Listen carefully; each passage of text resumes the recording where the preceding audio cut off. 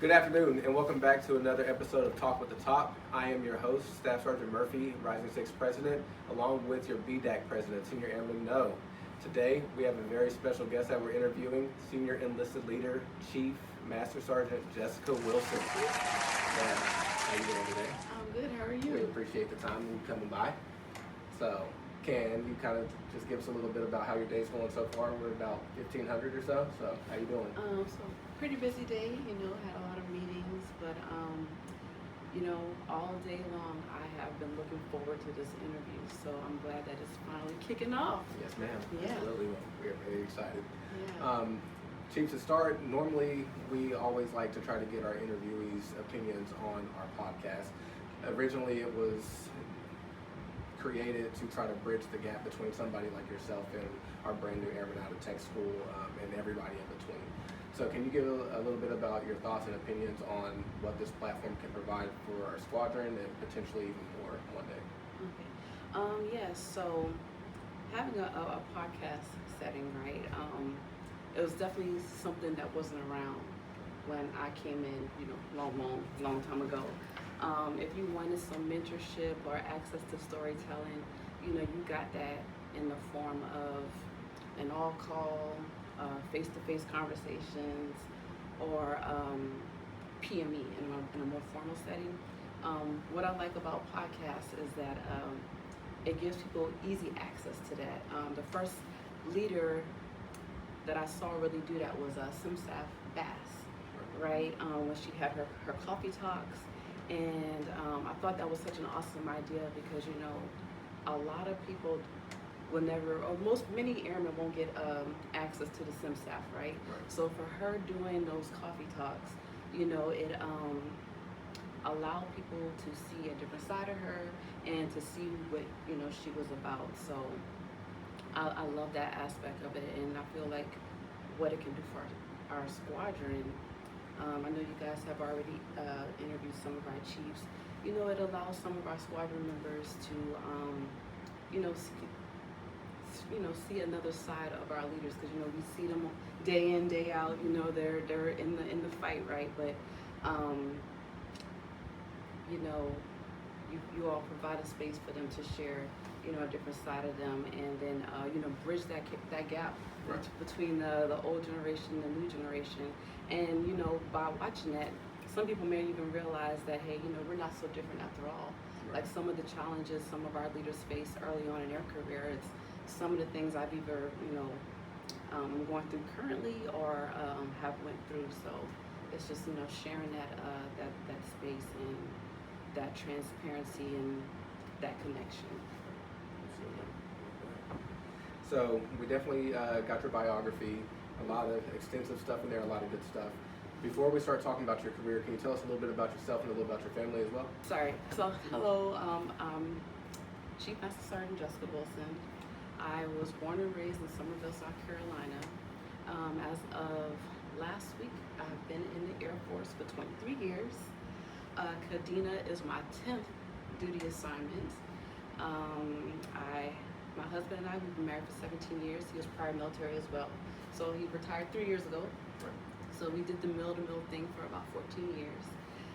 Together, we have 2 teenagers, Zora and Langston. They're both in high school. And on my free time, I enjoy traveling, spending time with my family, resting. I love resting. and working out, can't forget that.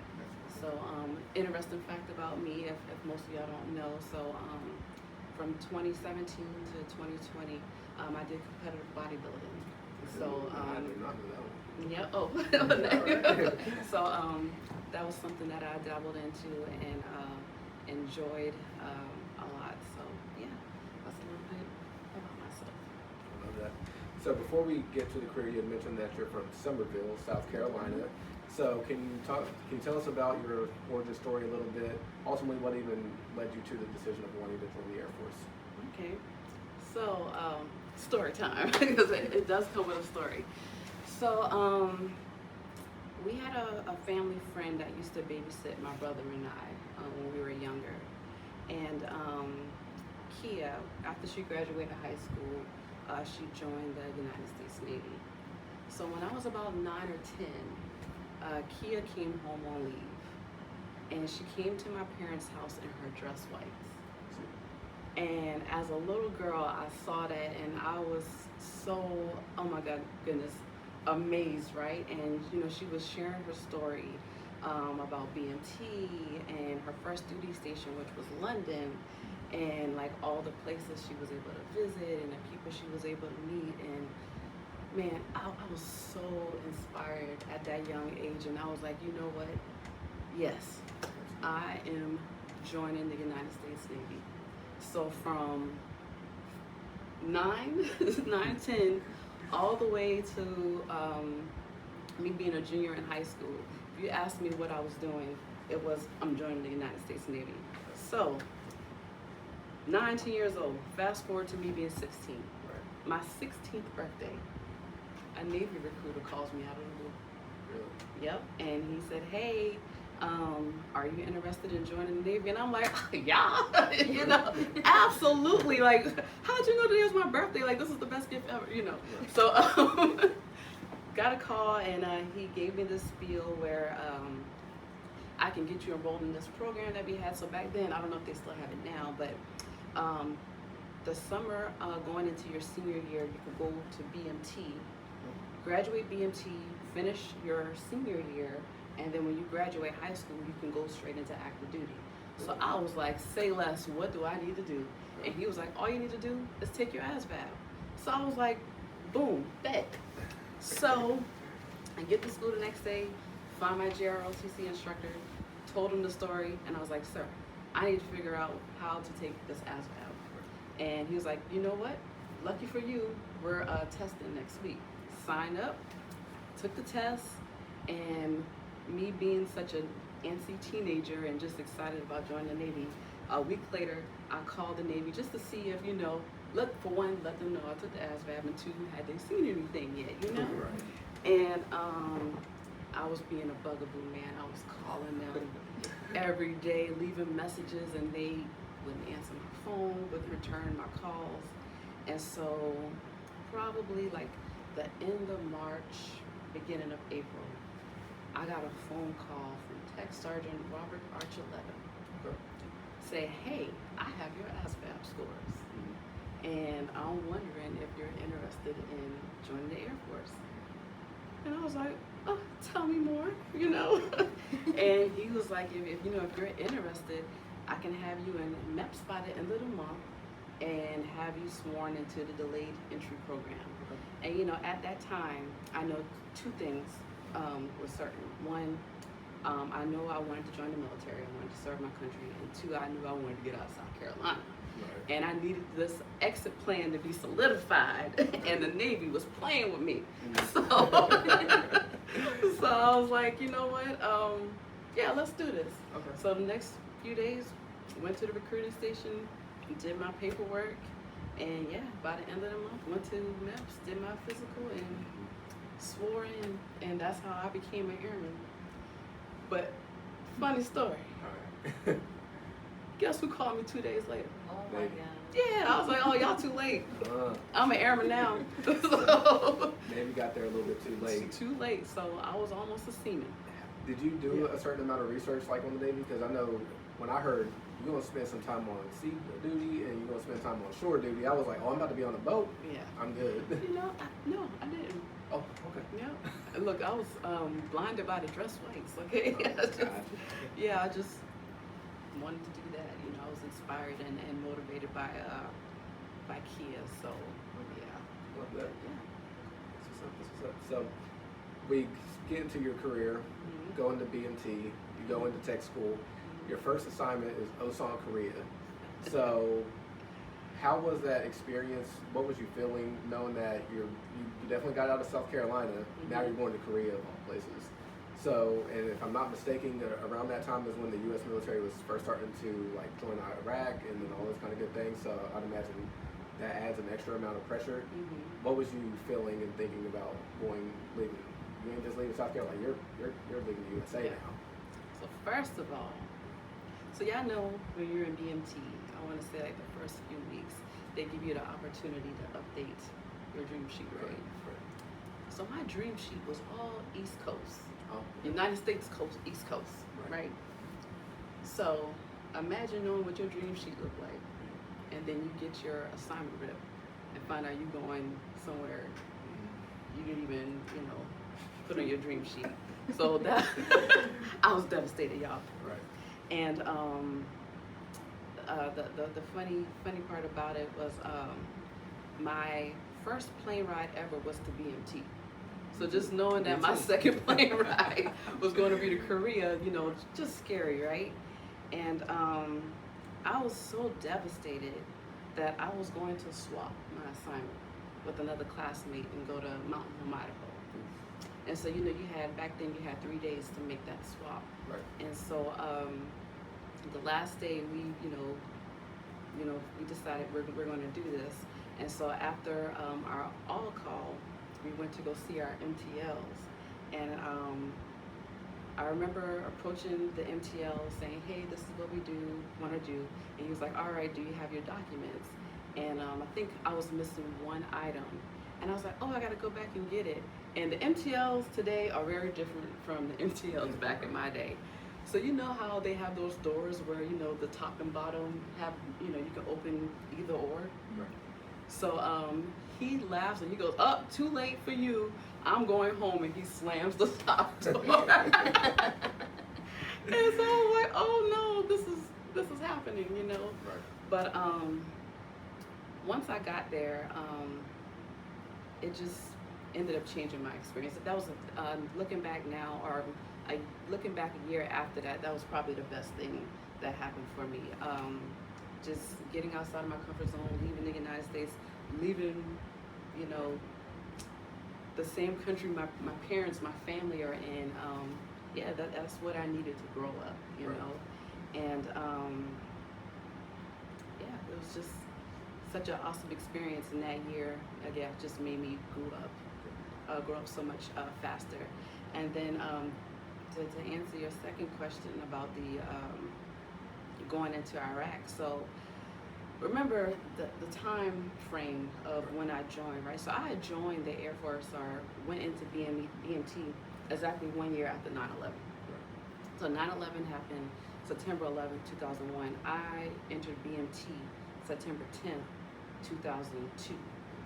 So, those events that took place that day, it devastated America, and so from 9/11 leading up to 2003, we're watching the news and we're getting the facts about, how all of this took place. So for those of us that joined post 9/11, we already knew what we was getting into, right? We knew we were going to deploy. And so when we invaded Iraq, I remember being in Korea, we were in an exercise, and I worked the night shift, and they had live footage going into Iraq. And I remember all of us had the TV on, and we're glued to the TV, and we're like, let's go, So, we was about that life, so yeah, there's no fear. Yeah. I love that. I definitely can second that when you're sitting over there saying that you put bases on your sheet, and then you get something that's just completely different. My very first assignment was Grand Forks, and I was like, what is a Grand Fork? And then so I had to go and look it up, went and called my mom. She hung up on me immediately, and I was so confused. I was like, what's going on? She called me back, she was like, I had to cry. She was like, you're going to be like a 24-hour drive away from home.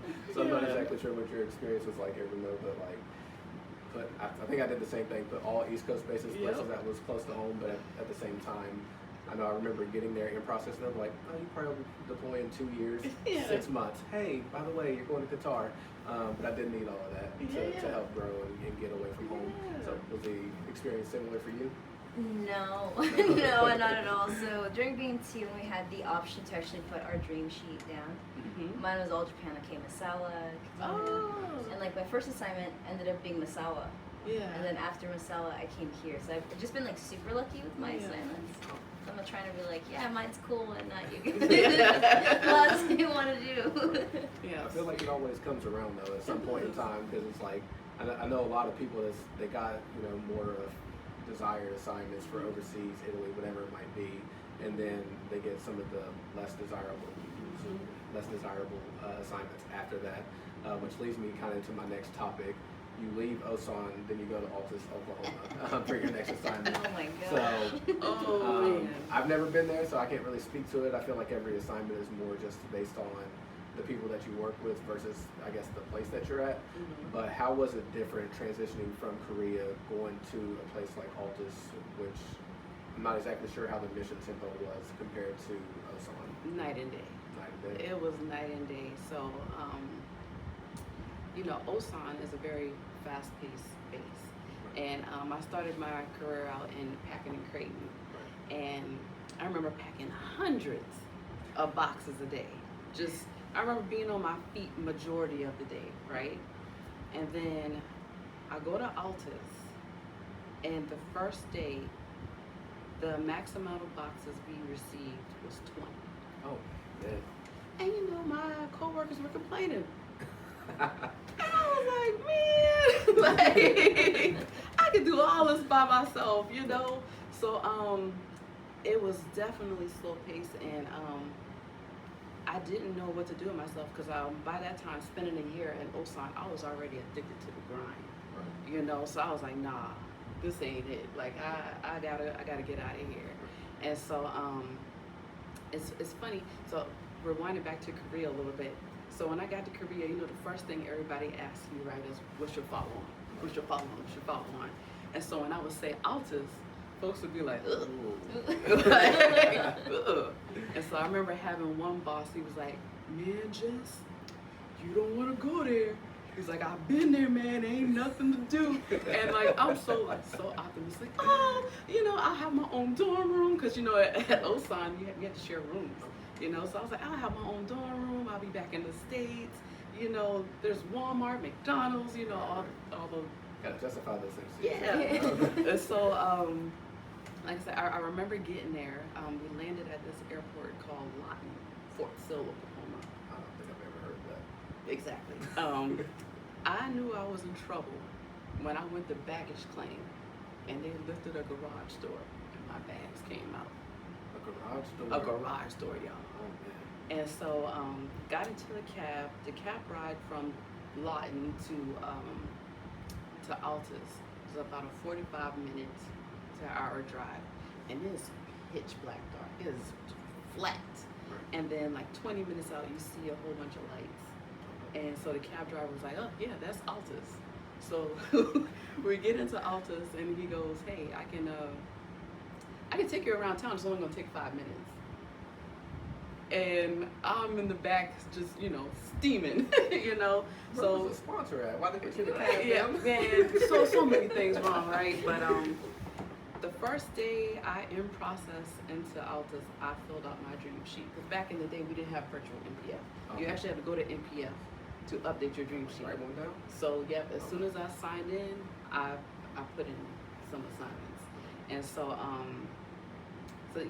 just the trip there just solidified like, no, this isn't it. And then the workload, like I said, just addicted to the grind, and it's just slow, just slow. Just slow. I'm wondering if NPF had to deal with that a lot. Like as soon as somebody comes in, like, hey, I want to update my preferences, please. So the mentality of a lot of people back then, people didn't want to go overseas. Really? No, people depended on that BOP option, and I was like, no, I've already been overseas, I've experienced it, and I know what it's about, and I'm not afraid to go again. So, did that, and 6 months later, I got a rip. If I'm not mistaken, is that when we went to Mildenhall? Mm-hmm. Right, so I've seen that. What I was really more curious about, because obviously the experience about UK, then you went right back overseas, and then it looks like you had spent some time in Iceland when you was there. So can you tell us a little bit about Mildenhall and what your experiences was there, and then how in the world did you get selected to go to Iceland of all places? Okay, so Mildenhall was a wonderful experience. One, I was just very happy to be back overseas again. And again, it was busy, so I was back in the grind. This time shifted from cargo and working personal property, so that was my first time diving into that, so I was super excited about that. Also, it was my first time living off base, so just being able to experience living off base and diving into the UK culture, that was pretty cool. So my first few years in the military, first 3 bases, PCS. I was at a new base every the first 3 years. So I was dying to deploy because at that time all my peers had already deployed, and I heard about the awesome stories of going to these locations, meeting people, and just all the things that took place at those locations. So before Iceland, Qatar came down, and I really wanted to go to that, and it was the summer peak season. And my boss was like, "Nah, we can't afford to lose you. You're too valuable to the work center." And so I missed out on that. And then the situation with Iceland happened. So I don't know if any of you know, there used to be an air base there called Keflavik. So you used to be able to be stationed there. And from what I can remember,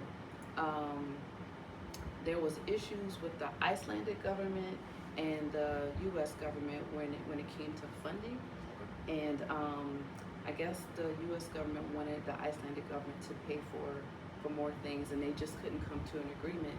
And so because of that, they had a meeting in March, and they decided by September all U.S. personnel would be off the island. And so that's how I was selected to go over there, and I deployed doing personal property. So just assisting with getting members and their household goods off the island. So it was such a cool experience, and it was actually my first joint experience because I was there with the Navy, so I got to work with a whole bunch of petty officers and learn their way of things. So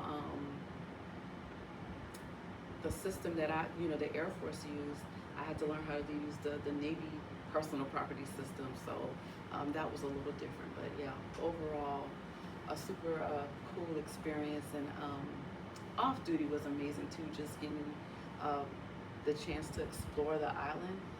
If you've never been, I would highly recommend to visit that place because it's just so naturally beautiful, just breathtaking. So Anytime I hear a place that's called Iceland, I imagine there's actual ice in it. It's freezing.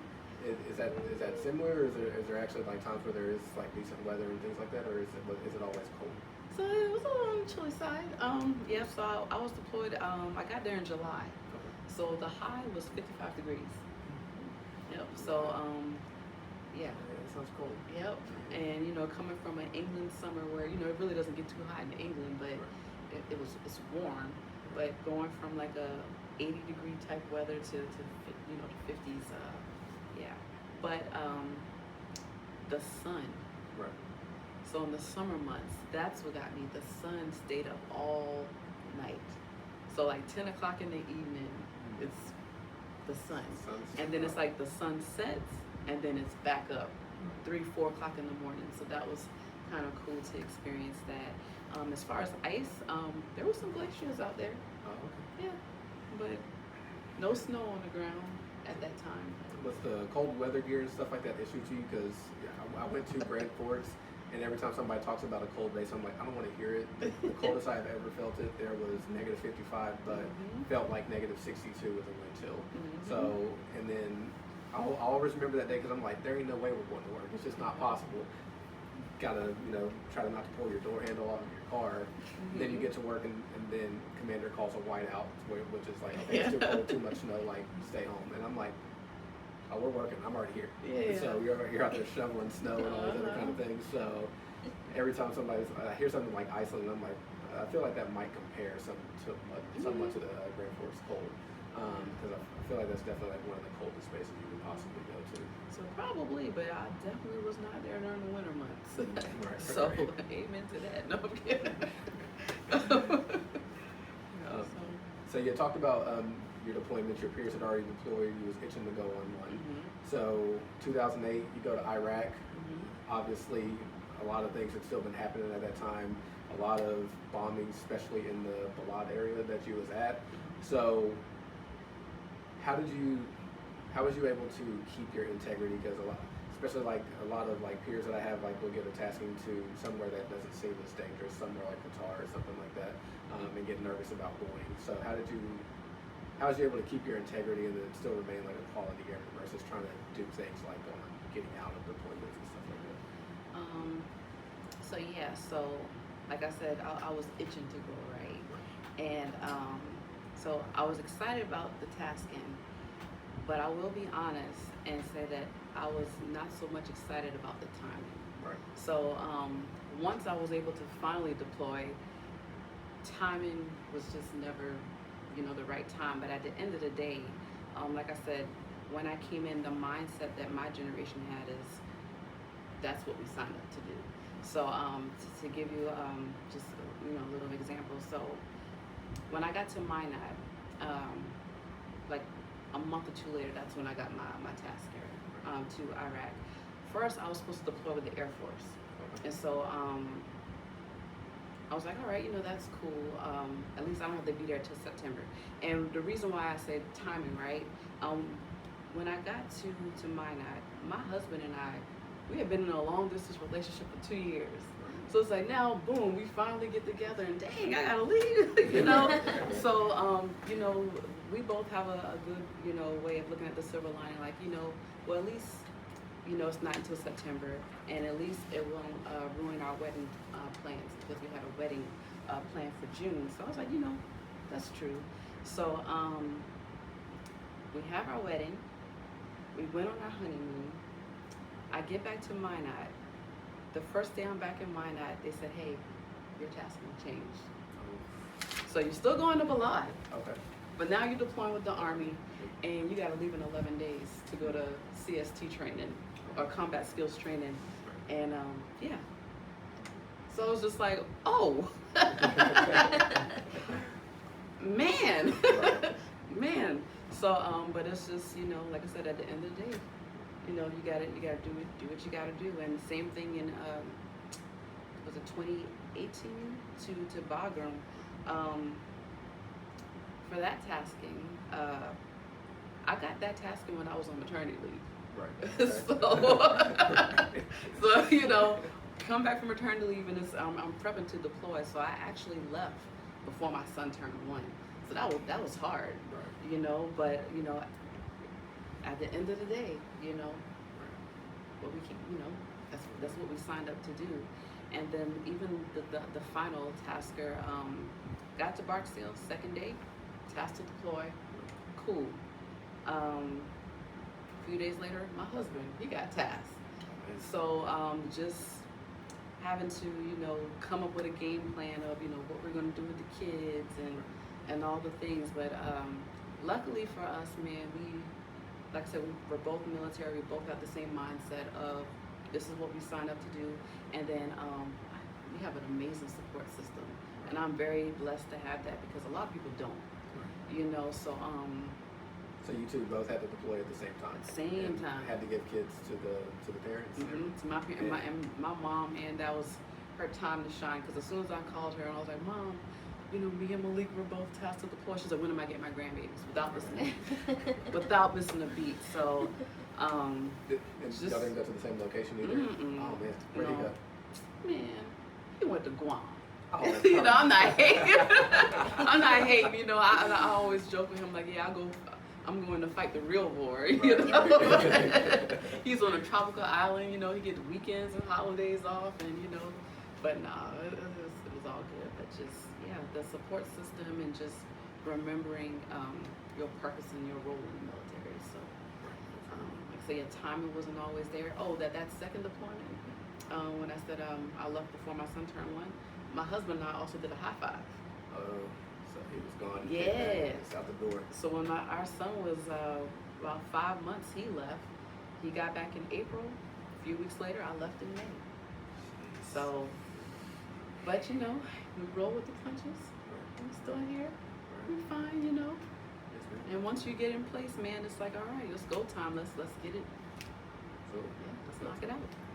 So you said that you trained with the Army a little bit on the CSTs. So I'm assuming that had some kind of like weapons training, Humvee training, and things like that. Did you on the nipper side of things, did you actually get to do any of those things that you were trained for when you got to Iraq? No. Not one bit, man. So, man, CST, right?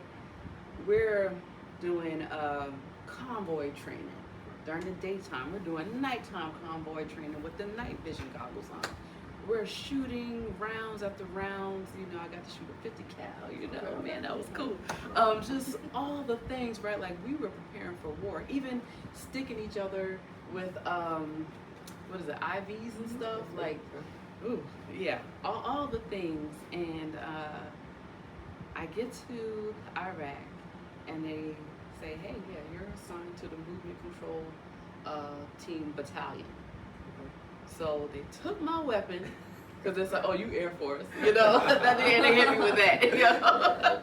You Air Force. They took my weapon, locked it up, and then threw me in an air-conditioned facility for 6 months with me routing TMRs, transportation movement requests. And yeah, so all that training, it was fun though, you know, but yeah, didn't get to utilize it. Was the, so you went to Bagram twice, right? 2012, 2018. Was the taskings, like as far as like the preparation to go to Bagram, similar to what it was in Iraq, or had it shifted? No, it was different. So the Bagram taskings, they were both Air Force taskings. So it's just your, you know, your typical CBTs and, you know, weapons qualifications and, you know, just the normal stuff. So, yeah. Did you happen to have a favorite, or is there like special moments that stick out for each one of your deployments? So my first time in Bagram, I enjoyed that more because I was able to get out and do more things. I was able to get out and volunteer with the USO. You know, I did a lot of 5Ks.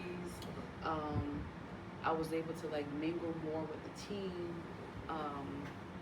I enjoyed it, you know, more in that aspect. But the second time I went, I was in a leadership role. So I was the traffic management superintendent for Bagram and Kandahar, and I was the ITO for both locations. So I was wearing a lot of hats and just managing. So the experiences were a lot different. So obviously you have to get, you would have become accustomed to getting into a certain mindset being in those kind of environments. So can you talk a little bit about when you came home? Because I've had some peers and some friends that I've talked to that's went to Bagram, and you know, like sudden noises will kind of make you jump, or you know, I've even seen one guy just like completely hit the ground, and I'm like, what was that about? But you know, like obviously like they're attacking the bases and things like that over there. So how was adjusting to life when you came back home from those type of locations? Okay. So the first time I experienced an attack, it was when I was at Iraq. I remember I was sleeping, and I woke up to a boom, loud boom. And you know, it went on for a while, and then you know, we did the recovery stuff, right? And you know, I was a little shook, you know, but then I was like, you know, okay, I'm fine, right? And you know, you hear of PTSD and how people can, you know, be triggered by certain things. And so get back home from Iraq, and probably a month or two goes by, and I'm sleeping. And I woke up to a loud sound, and I jumped up, you know, just terrified. Right. It was thunder. And I remember thinking, like, wow, that really had an effect on me. Like, I didn't think it did, but like small little things, you know, things like that. And you know, when you're going through it, and when you're, you know, when you come back, you know, you think you're fine, but little small things like thunder or even fireworks can make you jump. Right. So yeah, it's real. It definitely is. I know everybody always called, you know, how you need one of those vacation deployments, but then, you know, as we seen a few months ago with the, you know, the recent attacks and everything like that, you know, that base is getting in. So definitely always got to be ready. I was there in 2020, especially like those, all the COVID challenges. My 6 month turned into a 7.5 month, but I want to say we had one real world red alarm, and it was something that was like going on very close to the way it was, and I didn't even hear it. Yeah. So I was like, we had a red alarm, really? Yeah. So, but yeah, definitely those challenges will be there regardless, no matter which place you go to. Yeah. So. And it's just I said, you go to those places, you're aware of it. Right. Not so much scared, but just being aware and just remaining vigilant. And when you hear the giant voice, duck and cover. Duck and cover and hope for the best. If it's your time, it's your time. So, that's the mentality I go over there with. So, yeah. So how was it for the family? Obviously, like, so your husband deploys, you're running things at the house with the kids and everything, and then he comes back, they need to get adjusted to him. So now you're out the door, and then now they're getting adjusted to dad, and then you come back, they got to get adjusted to you again. So did that take a certain amount of time? Was that a challenging process, integrating yourself back into the household, or vice versa when he was coming back home? Yes. So, like I said, when I left, my baby wasn't even 1 yet. Right. And my daughter, she was 2.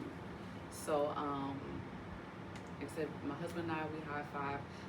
Before, I'm the go-to person in the house. Everybody always comes to mama. So being gone for 5 months, and then I come back, and my son cries, and then he's running in daddy's direction, just like, but I'm here now, So, just adjusting to that, and just realizing, like, okay, yes, he was Mr. Mom for the last few months, but it took probably like a week or 2 for them to realize, oh yeah, okay, that's mom. She gets things done faster. So no,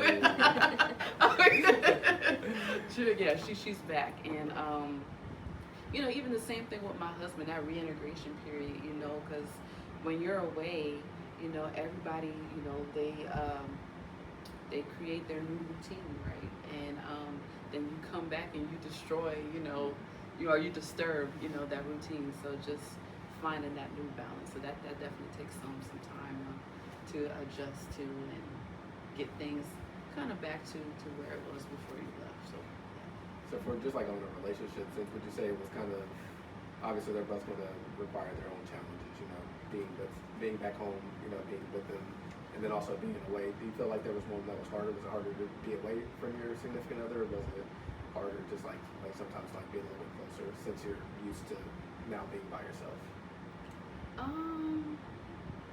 So it's always hard when you're apart, right?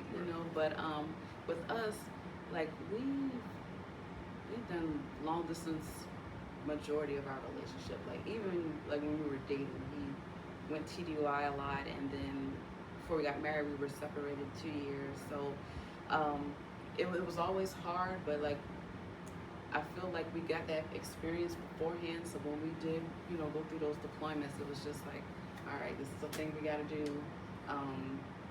Just keep the communication going, and so see you in 6 months. We got this. So. Yes, ma'am. Love that. So obviously your career is extensive, 10 bases, few deployments there, definitely to the hostile locations.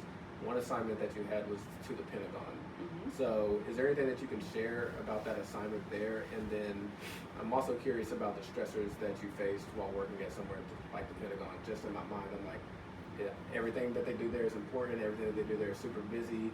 So does the Pentagon assignment kind of compare to like stressors that you face from deployment stressors, or just regular assignment stressors? So it's a different type of stress, right? So, being at base level,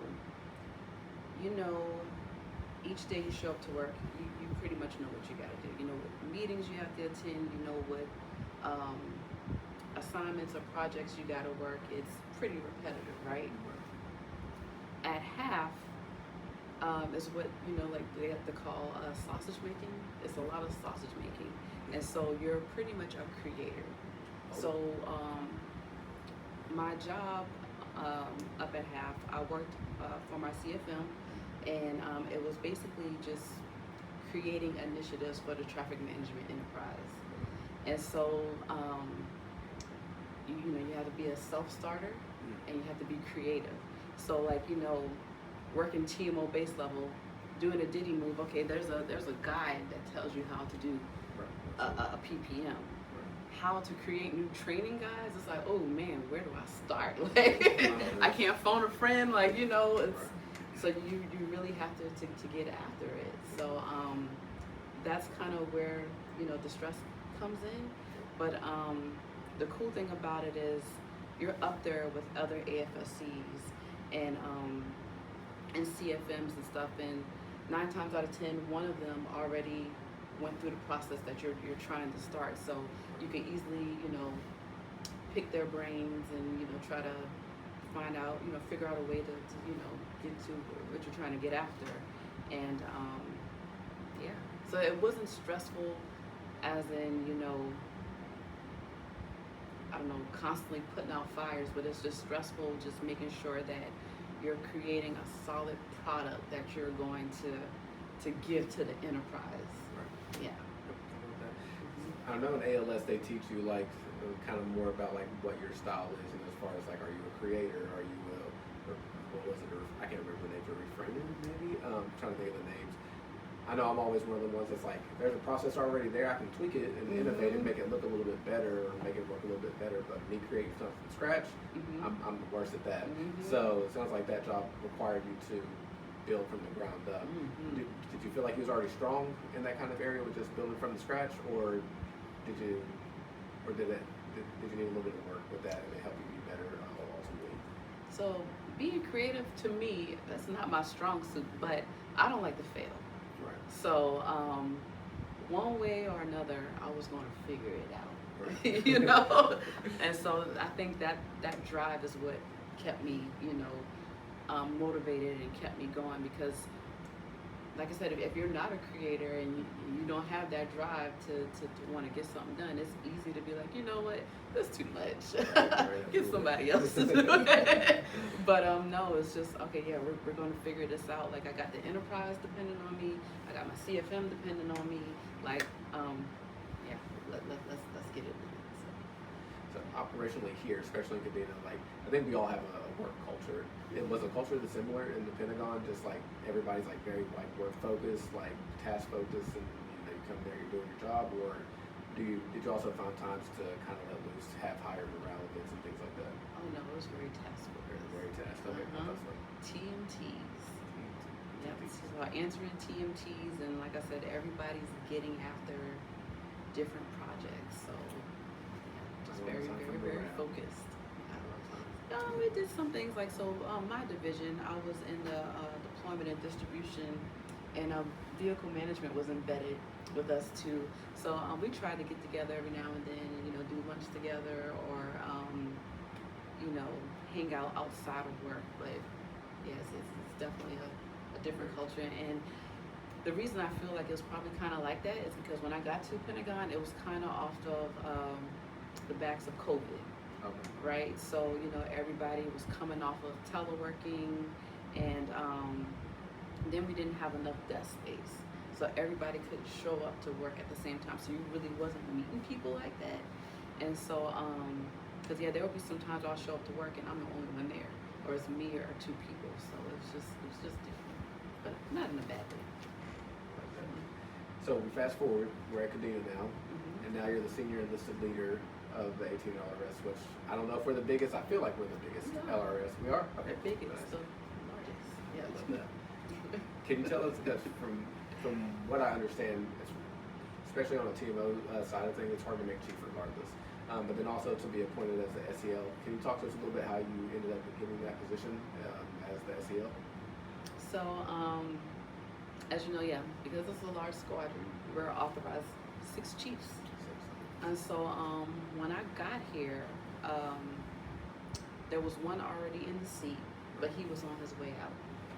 And I just happened to be the first one to show up. And right time. Yeah, time.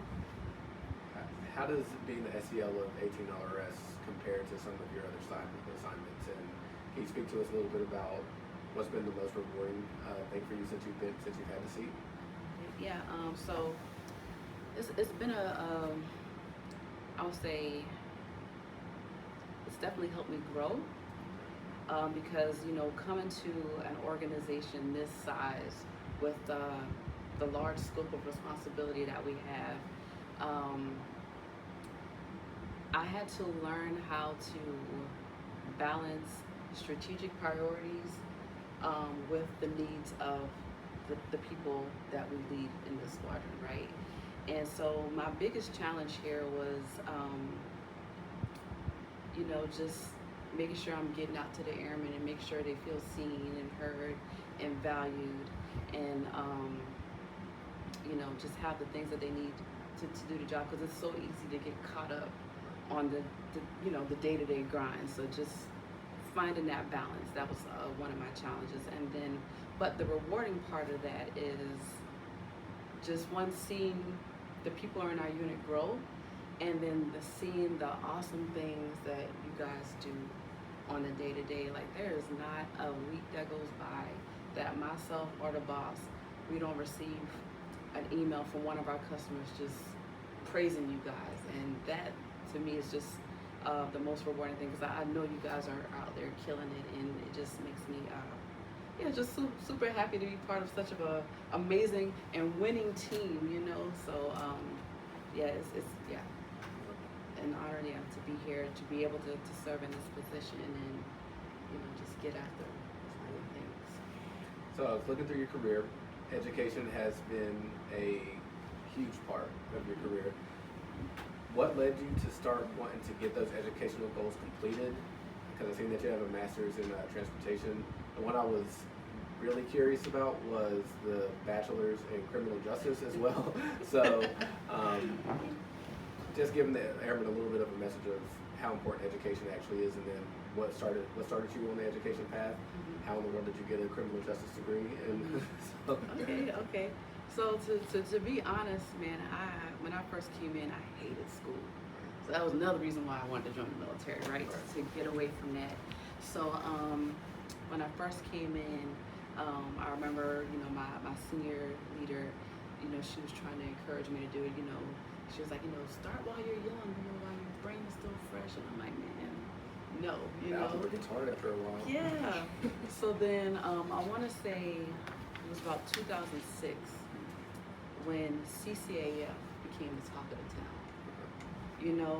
Everywhere you went, they were like, hey, you got your CCAF, you got your CCAF, you got your CCAF. And if you said no, or if you weren't working towards it, you stuck out like a sore thumb, right? And so I was like, well, I guess I better get the CCAF thing going. So that's kind of how I got started. And then a few times before that, I took some classes, and I failed one. Oh, man, that hurt my pockets. So that that was kind of discouraging. And so I was like, that solidifies that school's not for me. But then when online schooling came on board, I had a friend that encouraged me to jump on board, and I took a class and got comfortable, and that's kind of how it started. So originally I wanted to be a teacher, and I started taking some classes for that, and then once I started talking to my academic counselor, he told me it's going to get to a point where you're going to have to start your student teaching hours. And he said, I'm going to tell you right now, you cannot be in the military doing that. Right. He was like, because you don't have the hours is a large amount of hours, and you don't have enough leave to cover that. So, you might want to think about possibly leaving, the military. And I'm like, man, No, thank you. no thanks. Appreciate So, the offer. after thinking about it, I decided to switch my degree plan to business. So 2 classes in, and I was like, yeah, that is not it. Just this class, maybe? Yeah, that's not it. And so I talked to a counselor at the education office, and the Air Force was starting to shift into the model that they have now, to where before you used to be able to just take classes all willy-nilly, like, what you guys are offering this month? Yeah, I want to take that. So they shifted to where, in order to take classes, you had to it had to be part of a degree plan. And so they said, make sure whatever you're going to do next, you stick with it, because the Air Force is really getting strict on how folks take classes. So I was like, oh man, like, I need to find something that's going to grasp my interest. And after thinking about it, one thing that I love a lot, and I love doing in my free time, is watching crime shows. I love crime shows. I love crime documentaries, Investigation Discovery. That network, man, I will binge watch that channel all day. I just love everything about criminology, all the things, right? And so I was like, you know what? I know that if I take criminal justice, it will keep my interest and I'll follow through, and it did. And I get to learn about the law, you know. Absolutely. A little law learning hurt nobody. So yeah. So typically, I know, especially we get a lot of credits either from BMT, technical training, ALS, things that like have to do with our specific career. Did you have to start from scratch when it came to taking criminal justice, or did some of these like credits already transfer over to that degree plan? So yep, some of my CCF credits, and some of the I guess like we call it electives, humanities. Some of that was able to I was able to transfer over. So You already had kids and everything at this time? How did you balance time between career, wife, mother, still knocking out degrees at the same time? Man, it was a struggle. So being in TMO, and that's when I realized education is important. That education journey, starting it early on, man, it's like everything started to click. Like, man, now I see what my senior was talking about. Like, you know, instead of like partying as an airman, I really should have been knocking out these classes when I had all this free time, you know. So, but by the time I started my education journey, I was already at NCO. So I was in charge of a section, I was leading airmen, and then yes, I'm a wife and a new mom. So it was definitely a challenge. So I just chipped away at my degree at a time. So each year I just knocked out 2 or 3 classes. Right. And you know, I was just like, you know, I'll finish by the time I retire, you know. that was my original plan, right? And so I ended up doing MTL duty. And so I was an MTL at a non-traditional tech school. So, you know, when most people think of MTL duty, they think of Lackland, Keesler, Shepherd, you know, the big training wings or bases. I was an MTL at Tinker for AWACS crew chiefs. And so the amount of students I would have would be anywhere from 4 students at a time to 21 students at a time. So that was very manageable. And having that extra bandwidth, it gave me time to develop myself personally, which I wasn't really able to do when I was in TMO. So I took advantage of that time. So I really buckled down. I looked at my degree plan, and I was like, oh wow, I think I was only 16 classes away. And so I did the math, and I was like, okay, if I really focus and knock out X amount of classes per fiscal year, yeah, we can do this. And yeah. If I'm not mistaken, the MTL position was in 2014, right? Yeah. So in 2014, we're roughly somewhere around 2 years removed from the whole sexual assault scandal and everything that happened. So what was it like for you, and did it change did the training change, or did your approach change to how you had to lead the airmen, like as far as like, you can't get so close, you can't say certain things, or just whatever it is? Because I wasn't in at that time, but I'd imagine that was still a very big highlight, only being roughly a year and a half, maybe 2 years away removed from that whole thing that happened in 2012. Yeah. So yeah, when I was like the last group of volunteers to be able to volunteer for a DSD. So this is before they came out with the DSD process. Right. So yes, I'm sorry. I was the last group to be able to volunteer for the MTL duty before it became the DSD process was established. So going into that, everybody was watching, and every briefing it was, you can't do this, you can't do that, be a professional, da da da da da. So during my MTL tech school, they beat that into your head. So like, yeah, not to mess around. We had to sign a contract. Like every year we had to sign a contract. Like, yes, we will not curse around the students. We will not add them on social media until 180 days after graduation. Like all these different things. So to me, the rules were easy to abide by. So, but it was, like I said, 2nd Air Force, they were on it. So I'll show you a little story. So there was a situation that came up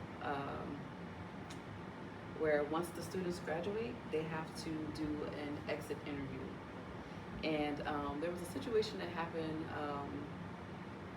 during this class period, right? And I remember thinking like, man, that's gonna come up again. Right. And so me and my other MTL, you know, we did an MFR. We brought this airman in. We went over the situation that happened, and we also talked about like, you know, what we would do from here on out, right? And I signed it, the other MTL signed it, and the airman signed it. So fast forward to this graduation, they do the interviews, and this person made a comment. These comments go straight to 2nd Air Force. And I remember 2nd Air Force coming down to my leadership and was like, what in the world are these MTLs doing? So my superintendent, man, he comes into my office and he's like, Sergeant Wilson, oh my God, like I think we're in hot water, this, that, and the other. And I was like, for who? Airman, what? Oh, hold on. And, you know, I was able to, you know, pull out my documentation and, you know, get out of that situation. But it's little things like that, like, in those positions, you know, you're trusted to do what you're supposed to do. And so just, you know, lead with integrity and, you know, follow the rules and do your due diligence. And I think everything that played out, just everything that I did, you know, worked in my favor when that situation came about. So, but yeah. So definitely, like, even in the airman tier, definitely when you approach the NCO tier, they're always talking about, or at least, you know, my bosses came to me as soon as I put on staff and was like, you know, congrats, your career is no longer really about you, you need to leave your airman, right? And then I was always harped on, you got to find your leadership style, and you need to, you know, have mentors and things like that to help shape you into the leader that you want to be. Do you have a few examples of who your mentors was? And Yes, yeah. definitely. So, 2 NCOs that stuck out throughout my career. So like I said, when I came in, it was very old school, right? So you did something out of line, you know, you got called out immediately. So the first NCO that I came across that didn't really use that approach was Tech Sergeant Kevin Gunter. I remember there was like a few days in the week where I was late to work. You know, so you know the first day, you know, I was like 5 minutes late. And, you know, like a day later, you know, 10 minutes late, and then maybe a day or two, probably like 15 minutes late. And you know, he let me come in, so you know, settle in at my desk, and he was like, "Hey, I'm Richardson. You know, when you get a chance, can I talk to you?" I'm like, "Oh, you know, yes, sir." You know, not thinking anything because you know he ain't checked me the first few days. So you know, and I wasn't late on purpose. It was just you know traffic and all the things, right? The gate, always the gate. And so you know, he brings me in and he goes, you know, how you doing? And, you know, I'm telling him how I'm doing and stuff, and you know, he kind of tells me how I'm doing as far as you know the job and stuff, and then he goes, the way he slid it in there. So he's like, you know, I noticed, you know, you've been late for the last couple of days, you know. He's like, you know, first day it was 5 minutes, and then, you know, it's 10 minutes, and today is 15, so, you know, I gotta say something. And he turned it into like a dad moment. It became like more of a mentoring session, but, you know, I felt like a kid, and it's like, man, I got caught, and I need to do better, you know. But I really like that approach. So that was one of the things I kind of adopted in my leadership style, because I'm not a yeller. Right. You know, even as an MTL, all 4 years, I probably yelled once. You know, they did, they tried it, but I can get my point across, and he proved that like you can get your point across to people, just having a conversation and just getting them to understand, you know, like what they did wasn't right. You know, make them, you know, accountable. You know, hold them accountable and make them take accountability. You can do that by just having a conversation with people, and I like that, and I definitely put that in my toolbox. Another person that stands out, again, Tech Sergeant Kimberly Guerrero at the time. Do you remember? I don't think so, but the name sounds familiar for some reason. I'm not She's sure. amazing. But she was the first female that I came across that just wasn't mean to me. So when I came in, you know, female leaders, they were different. They were not approachable, you know, and so when you were around them, it's just like, okay, let me find a way to disappear or just, you know, seem invisible. And, you know, she was the first female that, you know, was like, that took me under her wing, you know, and she saw my potential as far as like, you know, the impact that I had on the work center. And she was just like, yeah, we're gonna put you out there and we're gonna, you know, build upon that. And just the way she was with the airmen, she was very respected, very trustworthy.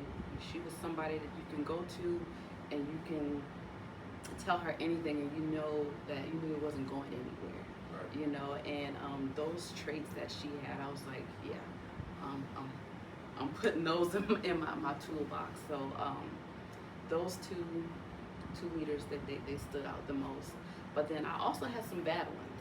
And you know, like they say, bad leaders teach you what not to do. And I would say those leaders taught me the most. You know, so yeah. Felt like I've had it. I think I've been blessed. For the most part, I can't really complain. I think I've had pretty much all good leaders. So I'm like, yeah, I like that. I like that. You're a little energetic. I'm a little bit more laid back, but I like that. So definitely multiple times where you can use different, like, certain styles for different airmen. You can learn something from everybody. Absolutely. You know, so yeah. Absolutely. So Chief, had an ongoing impressive career, 23 years in. I'd imagine we're a little bit closer to the conclusion versus the start. Have you had any thoughts about your retirement, how you want that to go? How much does family play into that decision of you having the uniform on? So, to be honest, I don't know. And the reason for this, right? Every time I had a plan, the man upstairs always proved to me who's really in charge. Right. You know, so to be honest, my first exit plan was supposed to be in 2022. You know, that's when I first thought that I was going to retire. But like I said, man upstairs did his thing, and you know, here I am. I'm still happy to be here. I believe everything happens for a reason, and I believe you've been put in places for a specific purpose. And so as long as the man upstairs is telling me that I still have a purpose in the Air Force, I will still be here. So right now, the kids, of course my family play a huge factor in the deciding, in the decision. Right now nobody's complaining. You know, my husband, he's been retired for about 3 years, so he's living his best life, you know, and I will say the kids though, the last 2 moves, it has been a little challenging on them, but like everybody said, man, you know, kids are so resilient, and they really are. So this last move from Virginia to here, my daughter, she you know, made a lot of friends. So yeah, but this move was really hard, and maybe like after a month in, I was like, you know, hey, how you doing? Are you meeting any friends? And she's like, no, Mom, I'm just gonna focus on my schooling. I'm trying to get my GPA to a certain number, and this, that, and the other. So she is just laser focused, and my son, he's kind of the same way. So I'm like, okay. So flex though, you're moving to where? Japan? Yeah. That can't be something that you hear every day. Like, why? Yeah. So they're enjoying the time here. So we've gotten out, and you know, we got to see Okinawa a little bit, and we hit up mainland, and we've been to Korea. So they really enjoy traveling in this area. But yeah, absolutely. See, no man stop. So yeah. So as far as future plans, I don't know. I don't know. I don't know. we'll see. Yeah. Well, Chief, we got one more for you, and it's something that we always ask our senior leaders. If Chief Wilson today could go back and give some advice to Airmen and NCO Wilson, what would some of that advice be, and would Airmen and NCO Wilson even listen to the advice? Okay. So, if I could go back and talk to A1C Richardson, I would tell her, you will be okay. You know, when I came into the Air Force, I didn't come from a military background. So my parents was a military. I had JROTC, but you know, it was Army, right? So I knew nothing about the Air Force. I never imagined to be here. You know, so if anything, I would tell my younger self, you know, one, yeah, everything will be all right. Stay the course, you know, stay positive. Anything that's worth having will not come easy. You know, got to work hard for everything, and there will always be obstacles. And when going through obstacles, it's easy to, you know, get discouraged and fall back, but there's nothing wrong with taking a knee. Just keep moving forward, and you will get to your end goal. Absolutely. I love that. And if there's one thing that we can take away from this, Navy, you move too slow. You missed Sure a good did. win. Sure did. All right, Chief, I appreciate your time. Thank you. Thank you so much. This is awesome.